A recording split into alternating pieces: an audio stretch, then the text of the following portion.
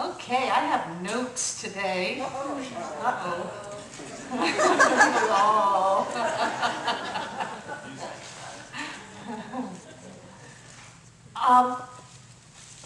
It was either Sunday night or Monday morning that Steven Covey made his transition last week.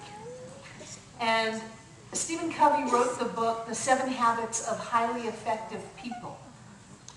And in that, incredible ideas were presented. I think it was back in 1984 that he wrote the book, and I realized, I have tribute to him. I have high loyalty as a value in my life, and so I went out and I rebought the book and I reread it this week as a way to acknowledge the gifts that I had received from him throughout the decades. And I was fascinated at the things that I didn't realize I got from Steven Covey that I got from Steven Covey.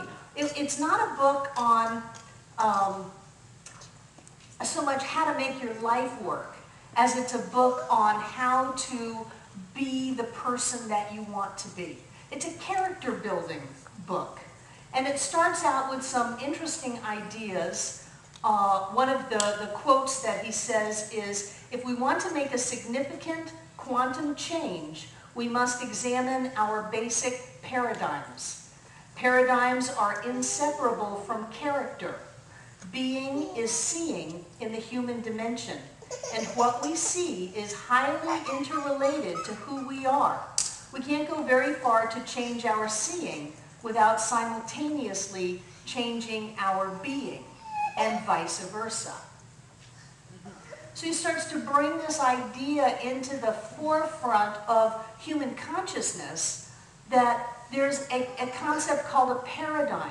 And a paradigm is a way of seeing, and that how we see, we be. That how we see our world, we experience as our world. And in Science of Mind, we know that as we perceive our reality comes into alignment with that which we perceive it to be. And so what Steven Covey says is, you've got all these things going on inside of you you don't even know. I would call them hidden beliefs. I would call them a belief system of how life is, how the world is, how reality is, that we filter our experiences through, and then we look at that experience through our filter and we say that's the way it is. And he started to point out in some very easy to understand ways how we may be inclined to one view or another. And perhaps some of you notice this slide. Carol.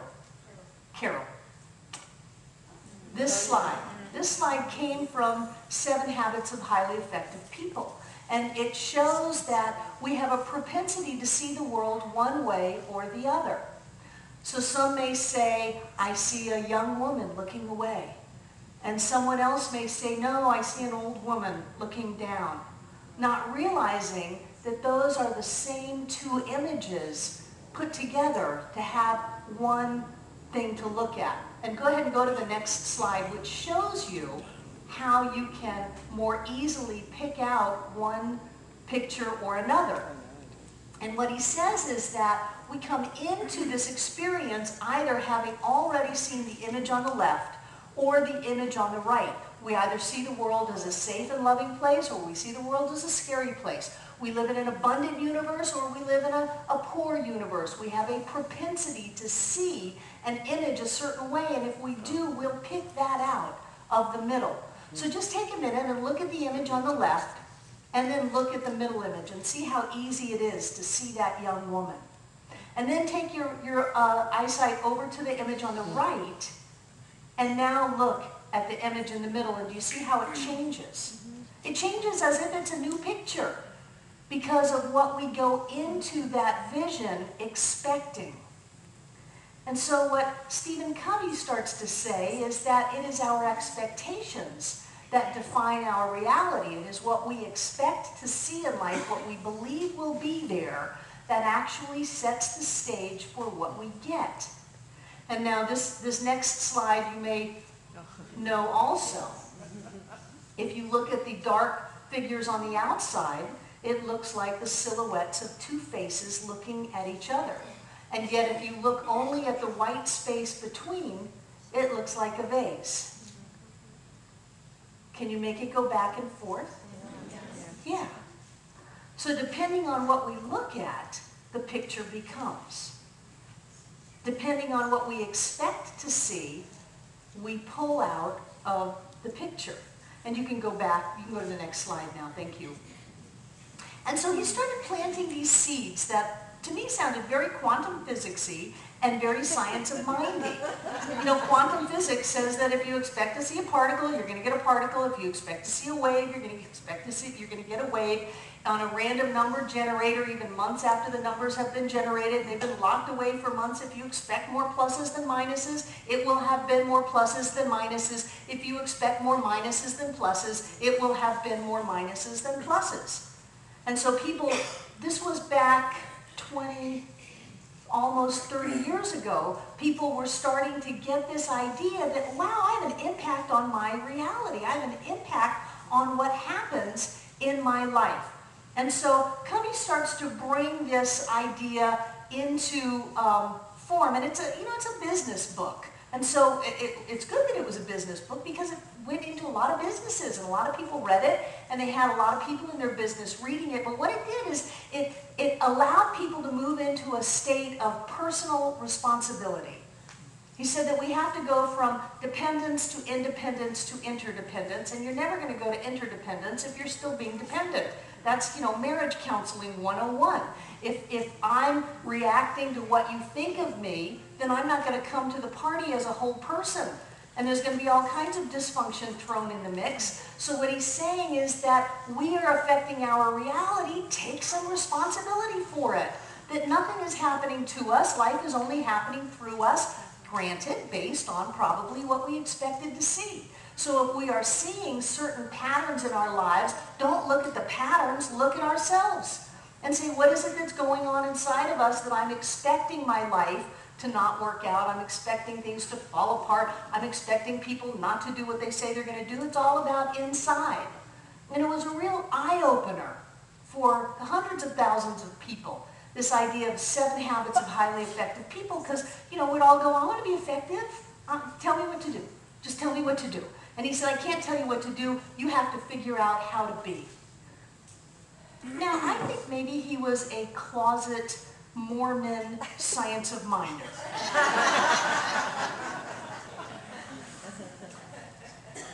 He had some great quotes. He said, as human beings, we are responsible for our own lives. Our behavior is a function of our decisions, not our conditions. He said, our response to a circumstance affects the circumstance. Anytime we view a problem as out there, that view is the problem. Wow! Anytime I think it's out there, my belief that says it's out there is the problem I've got. It's never out there, it's always in here. And as soon as I say it's out there, it's that person, it's that economy, it's that situation, it's what didn't happen, it's what did happen, that's the problem. My view is the problem, not the circumstance that I've created that was simply my choice to see it the way that I saw it based on my belief systems, my paradigms, my conditioning. He says change comes from the inside out. When we are different, our circumstances will be different. Pure science of mind. And I want to go over the 7 habits just to remind those of you that have studied Steven Covey how amazing those habits were. The first one, he said, was be proactive. And it doesn't mean that if you see your gas gauge going down, be proactive and go get some gas. It's not like that. Remember, it's all about inside. It's all about character. He said that you are the creator of your life. You are in charge. So be proactive about taking that responsibility and taking that control of your life. Stop being a victim. Stop blaming, and he was talking to managers and business owners, stop blaming the people who work for you for not being the people that you want them to be. It's all about you. It's all about how you see them. It's all about how you set the stage. It's all about your own ideas of who you are and how life works. Take some action. Do something. He says you can change the way you see something. So he would have us practice looking at things differently, practice looking at ourselves differently. That I may have had these experiences in my life, but they don't have to define my experiences anymore. I can choose to see myself a different way. I can choose to be different. I can change myself. That's the only person he talks about in the whole book is ourselves, changing ourselves. And the second habit, begin with the end in mind. And what that's all about is mental creation. He said, imagine how you want it to be. Imagine it. He's not talking about a plan where you say, okay, in the end, I'm going to have this house and I'm going to work backwards and these are my goals for this week. He's not talking about that level. He's talking about in your mind, see it as already done. Before you do anything, make sure you can see it. Make sure you can be it. Make sure you can embrace it as a reality that has already happened. Begin with the end in mind. Use your imagination. Use your vision of how you can be. And then he talks about the third habit, put first things first. He said, once you have the vision of how you want things to be, don't do things that aren't in alignment with that vision. Seems so simple. Kind of reminds me of Henry Ford saying, to succeed in the stock market, buy stocks that are going to go up.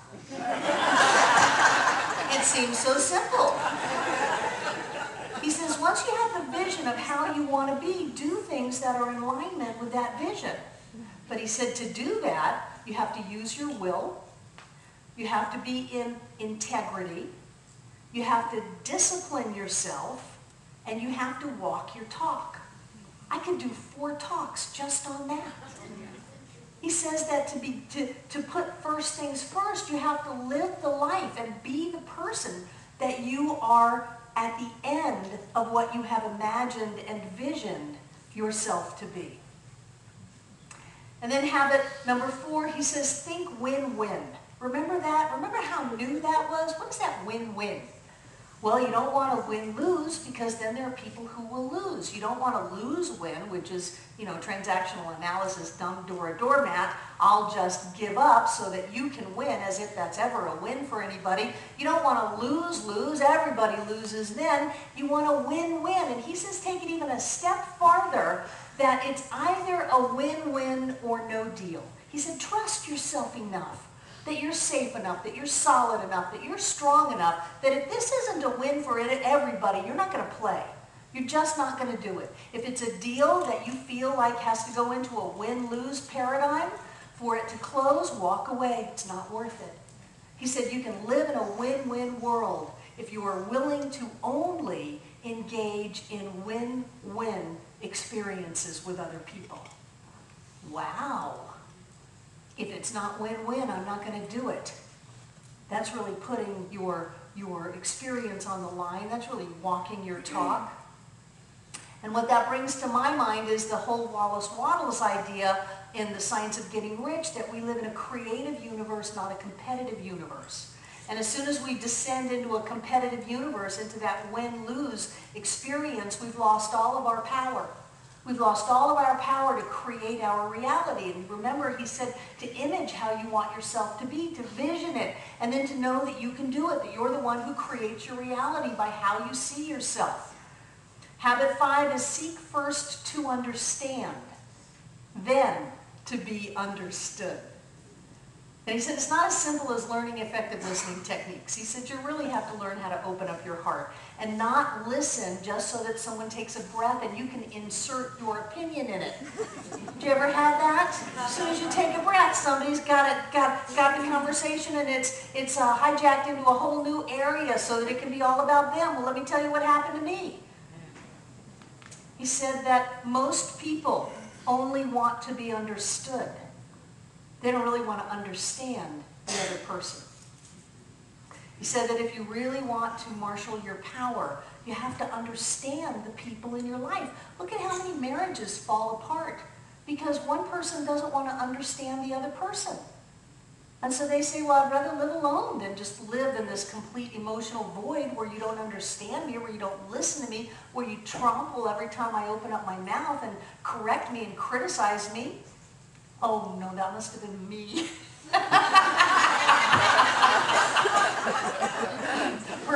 that was marriage number 1 and number 2. And then he says habit number 6 is all about synergy. To synergize, he says. And synergy, he defines as the whole is greater than the sum of its parts. He said once you get to habit number 6, if you've got these other 5 habits going, you're going to find things that happen that just take on a life of their own, that you hardly even open the door and all of a sudden there are people and there's energy and there's creation going on as people come together. We would call that the law of attraction. We would call that the energy of having our lives move into this incredibly magnificent creative flow. He said that when you are synergizing, you value the differences in other people and you compensate for their weaknesses. So many times we attack the weakness and discount the difference. We want someone who's exactly like us, except when someone shows up exactly like us, then we get upset with them because they have the same flaws that we have. They don't bring anything new to the mix. He said that when you value the differences in someone else and compensate for the weaknesses of the group, that something happens that has a life of its own. And then habit number 7 is sharpening the saw. If you're cutting down a tree with a chainsaw or an axe, and you get so engrossed in cutting that you don't notice that you've gone dull, it takes forever. And yet the person who stops and says, I'm going to sharpen the saw, sometimes is looked at as, well, why aren't you busy working? Even though it's not getting you anywhere. Why don't you have 3 jobs? Why aren't you beating your head against the wall? What are you doing? I'm sharpening my saw, which means to replenish yourself physically, mentally, emotionally, spiritually. I'm sharpening my saw so that the tool that I bring to the creative process of my life is the best that I can bring. It's the best of me. I'm not going to continue to do the same thing over and over and over again when it's not working very well without stopping to think about it. I'm going to sharpen my saw. And so his question is, how do you sharpen your saw? How do you replenish? How do you take care of yourself? How do you rejuvenate so that when you come to your proposed outcome in life, you're clear, you're feeling full, you have a lot to bring to the table?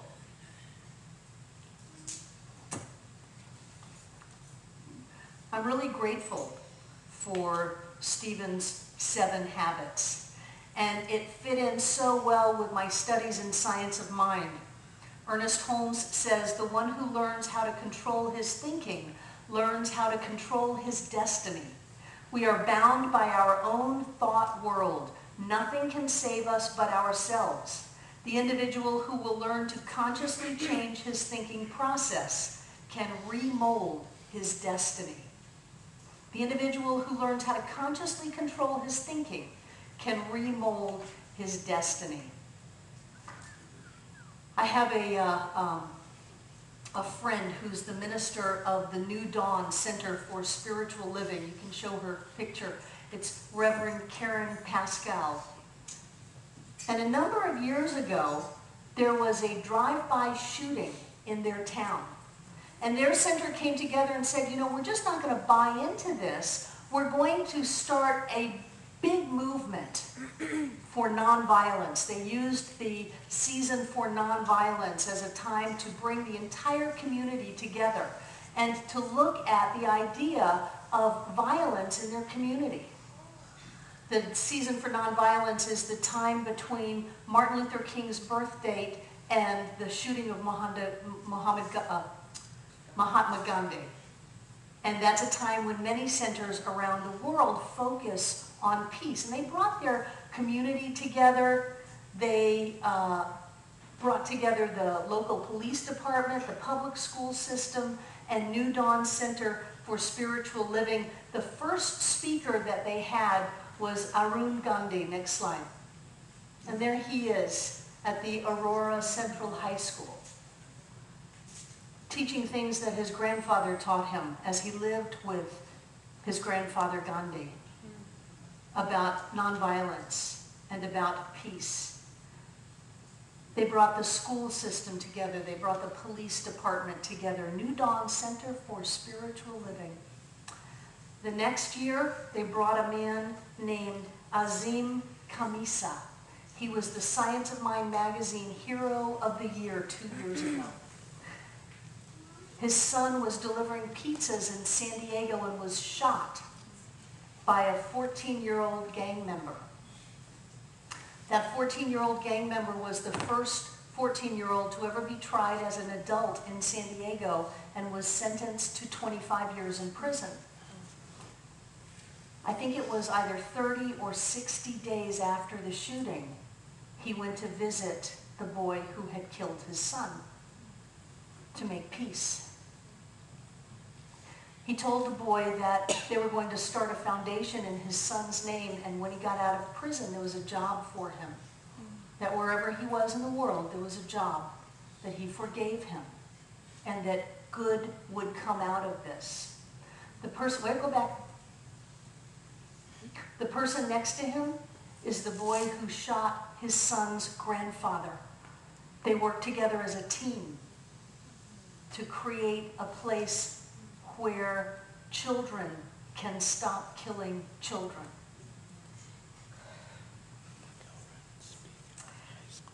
This New Dawn Center for Spiritual Living is in a unique place to affect the consciousness of not only their city, but of their world. And so it was Thursday night that 70 people were shot in a movie theater in Aurora, Colorado. 12 of those people made their transitions. One of those people was Rebecca Wingo, a member of the New Dawn Center for Spiritual Living. Her mother is a member of the New Dawn Center for Spiritual Living. And what I want us to do with all of the stuff that's out on the airwaves right now, I want us to remember that God is all that there is. That love is all that there is. We sing it every week. There is only love. And so what I would like us to do is to take a moment in the collective consciousness of the members and the friends of this center and focus on love. Because I believe that any one being can change the course of consciousness and history. So close your eyes if you would like to, or perhaps you'd like to look at Rebecca. You might want to think about her 2 daughters, 5 and 9 years old, or her mother, or her community at her center. But what we want to do is we want to open up our hearts. We want to move into a greater reality, get a bigger picture. Use those ideas from Steven Covey that we are the ones who filter life and we can see it any way we want. And so right here and right now, we choose to see love. And send that love, hold in the healing light of love, as Francis would say. This young woman, Rebecca, who is fine. She is on the other side, dancing with the angels, doing whatever it is that is hers to do. And let that love expand to include her 2 daughters, her father, the other 11 beings that moved to the other side that night. And then the 58 that were somehow physically hurt during that time. Hold them in love. Know that only good can come from this, that God is all that there is. Open up your hearts and make it be a little bigger. Include the people of the New Dawn Center for Spiritual Living. Include everyone who was in that movie theater. Include James Holmes for the role that he played. Because God is all that there is, and love is all that there is. So when things look a little dark, we shine our light brighter. Include all of the police and the medical personnel Everyone in that entire town of Aurora, Colorado, fill it full of light. Open up your heart. Let that love energy move through you in a blessing that lifts consciousness. Because we know that God is all that there is. That only good can come from this. And that all is well.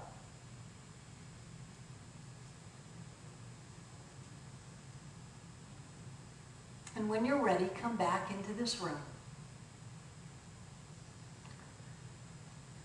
And you can go to the next slide. Thank you.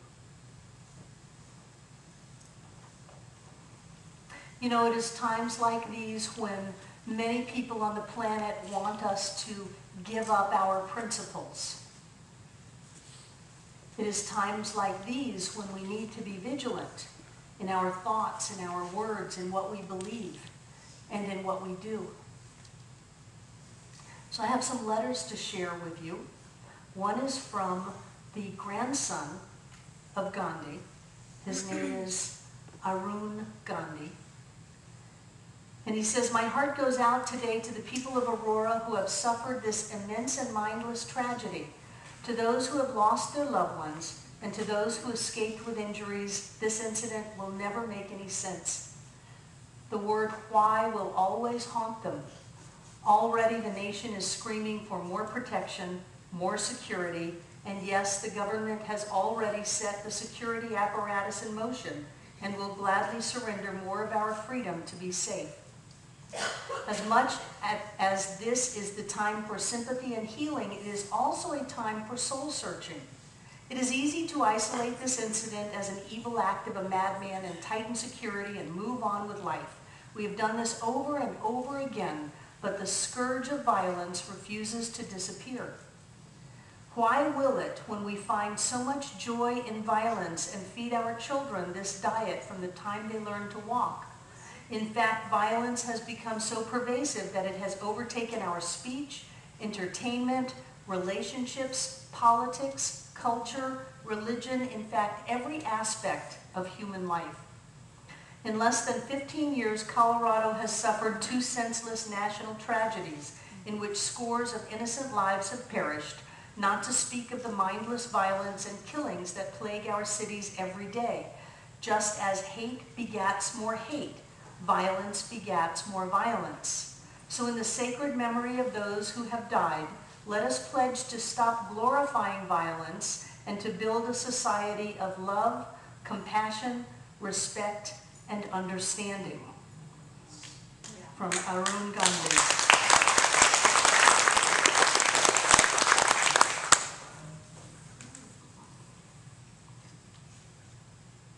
And now from our beloved spiritual leader, Dr. Kenn Gordon. To our dear spiritual family in Aurora, please know that our hearts and minds are centered in your midst at this time of sorrow and grief. I know that you have the courage and love to weather this difficult situation. All the conscious world reeled at the news just a few short days ago, and we are all wounded by this act of inhumanity and callous disregard for life. Please know that our prayers are with you, and that the hole you feel at this time will, in some way and at some time, be filled again with joy, love, and connection. This act was an act that cannot be reconciled, excused, or explained by the intellect, nor should it be. However, this act also serves to call all of us to a deeper realization of love and compassion. As such, the inevitable effect must be to awaken each of us to a higher and more sustainable appreciation of the unity of life and the unity of humanity. I bless you knowing that your reaction is at polar opposites to the injustice, cruelty, and violence that has been visited upon you.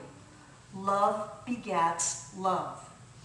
We, the members and spiritual family of Centers for Spiritual Living, believe, practice, and hold in mind the light of peace, love, and joy for all in this world.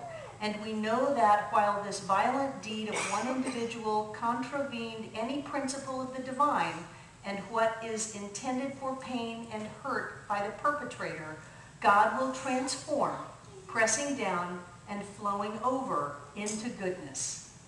Know that you are honored and loved, and that we hold you in the arms of grace. My prayers are with you, and my blessings. Dr. Kenn Gordon, spiritual leader. I have one more letter. Beloved friends and spiritual family, today my heart feels a deep sense of connection to you all. The recent events in Aurora will be seen by most as a series of senseless and evil acts, but from such a perspective, nothing is likely to change. Those of you as friends or family members who are grieving for Rebecca Wingo and all those affected by these events are no doubt experiencing an excruciating sense of loss. These are natural human feelings, and I honor your very personal and intimate process. It takes time for the pain of a broken heart to subside, and it is never too early to begin offering ideas that may help in the healing process. The valley of the shadow of death is not a place to linger for very long. So beyond these very real and important personal feelings, I want to offer a vision of what may be ours to do in the midst of this painful experience. Let us remember the words of Carl Jung, bidden or unbidden, God is present. Likewise, Ernest Holmes reminds us, there is nothing for me to fear, for I am an inseparable part of God. I live in him, he lives in me, and I draw upon his perfect peace. This presence may not be comforting in such sorrowful moments. It is, however, calling something important to be revealed through us right now. In response to another act of violence some time ago, Reverend Arin and many members of your New Dawn community took it upon yourselves to champion the concept of nonviolence within the city of Aurora. Extraordinary individuals, including Arin, Gandhi, and Azim, Khamisa, were invited to come to Aurora to share the messages that compel us all to a higher consciousness of human interaction. No one in Aurora, and I would suggest no one in all of Colorado, may be in a better position and state of consciousness to guide the citizens of your city through this desert of despair. So I call upon every one of you to stand as sacred guides, holding high the healing light of love while embracing peace and understanding among all people, no matter what.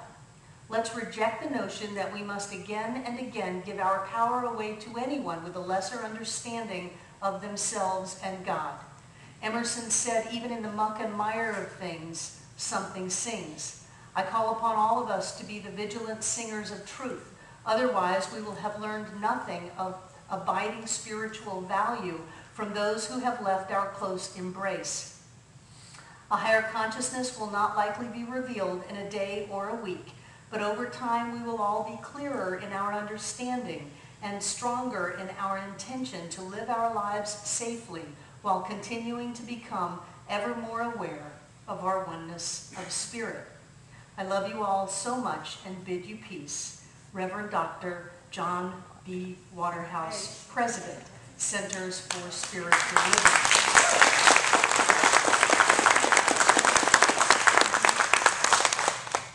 Those letters were read or will be read in almost every center in our movement today.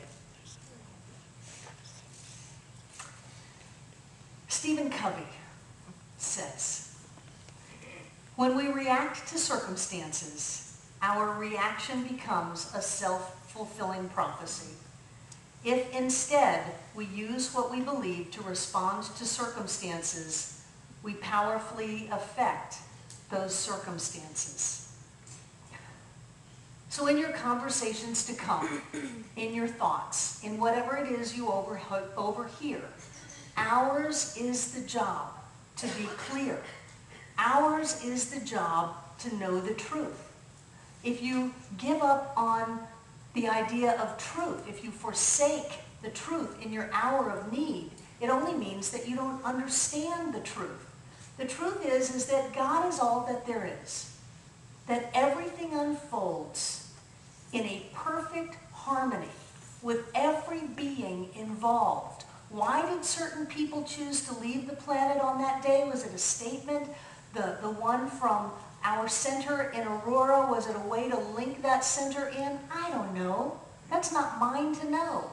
Mine is to know that God is all that there is, no matter what happens, no matter how it looks, no matter what the circumstances are. And that the truth is that in this moment and in this place, we remember who we are, that there is only love, and so it is.